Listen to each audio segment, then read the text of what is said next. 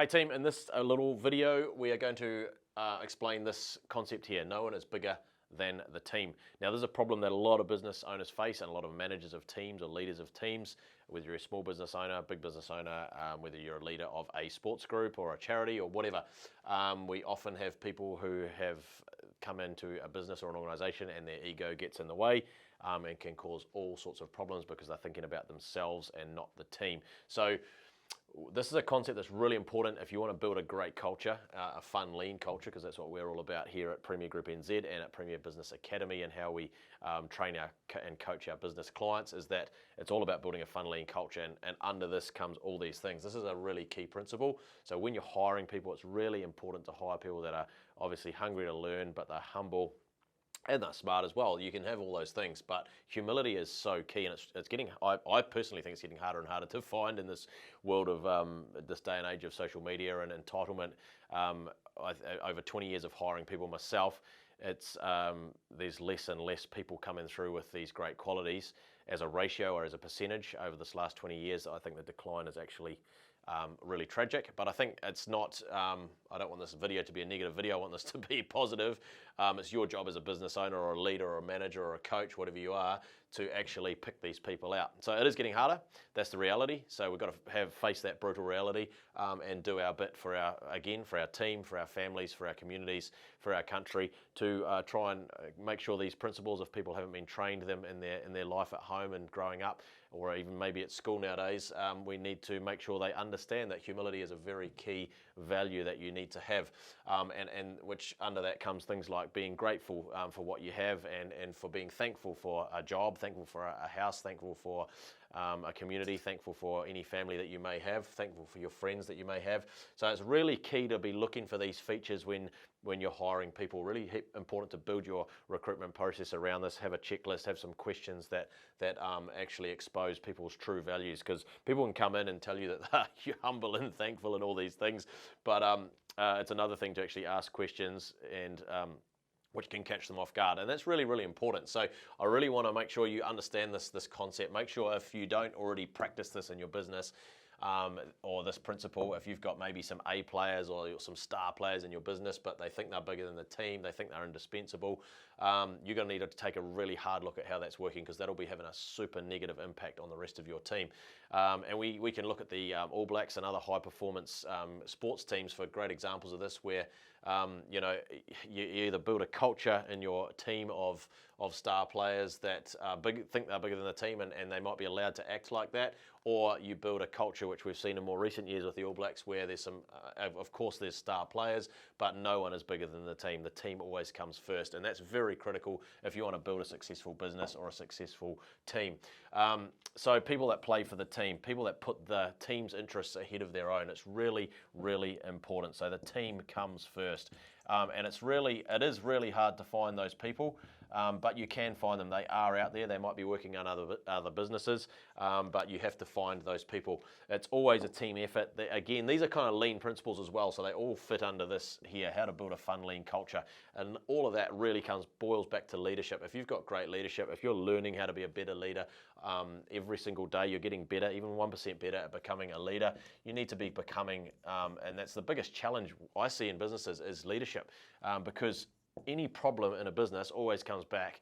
There's only one person to blame at the end of the day, and that is the leader. If there's issues, it's because the leadership is not good enough, or is not getting good enough, or is not becoming better. So this is another subject, but just on that note, think about this. We always talk about this principle at Premier Group as and Premier Business Academy, as the window and the mirror. And this is a good thing to practice and see where you sit today, and be brutally honest with yourself. But most leaders that we see, or so-called leaders or small business owners, when something goes wrong, they look out the window and blame their people.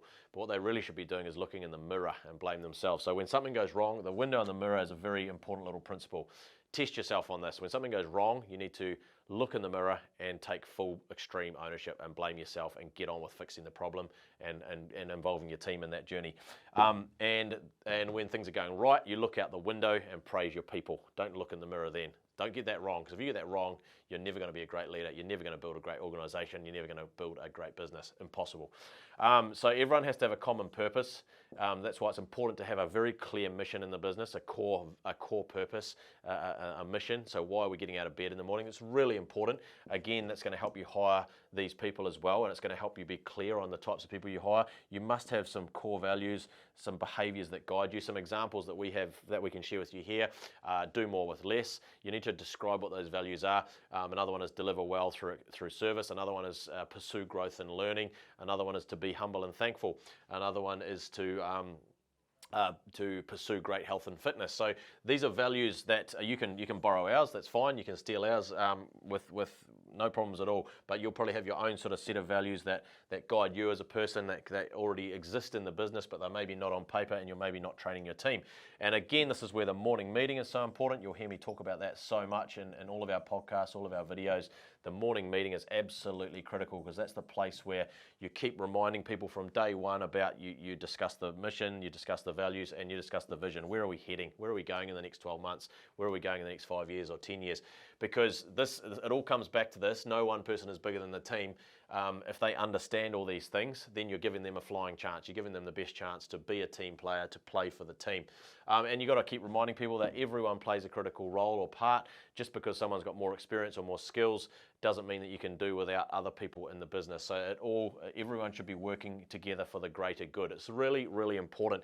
It might sound simple, but it's actually a really hard concept to put in place. But remember, it's a lean principle, really, and we say that lean is the hard thing that makes everything easy. And another quote I always love to share is this, is that if you do the easy things every day, which is, not do this stuff, that's easier to just sit back and not do these things and put the energy into these things. Life will get harder, business will get harder. But if you do the hard things, life will get easier, business will get easier. So you've got to make those choices every day. Do I do the hard thing, or do I do the easy thing?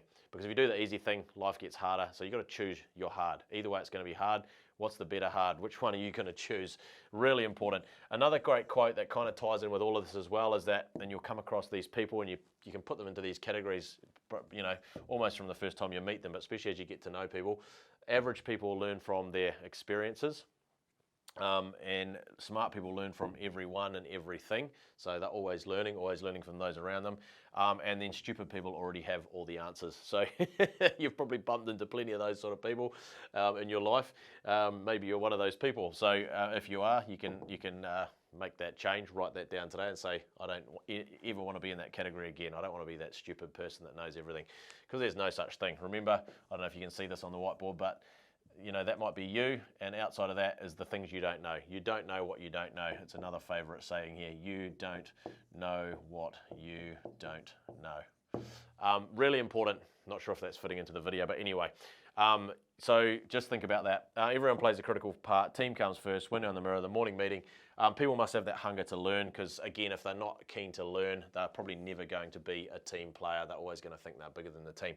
Anyway, so you can usually spot these kind of egos, but it can be hard, because some people are really good at interviewing, professional at it, and they can get in and they can cause so much problem in your culture. And remember, it only takes one drop of milk to cloud a full bucket of clear, clean water. So you cannot tolerate these sorts of people. So along with this, you've also got to have a great firing process. You hire slow, you fire fast. Sounds brutal, but it has to be, because otherwise you'll get people that will completely destroy your team, destroy your culture from the inside out, and it doesn't take long. We've seen it so many times inside our business and inside other teams we've worked with. So really important to embrace this principle and put in place these things you need to do. If I haven't answered your questions clearly, or if this has raised more questions, then pop them in the comments and we'll answer them in another video, or connect with me on LinkedIn and send me a message there. Thanks for watching. Don't forget to go to premierbusinessacademy.co.nz to grab all your free resources. Thanks for watching.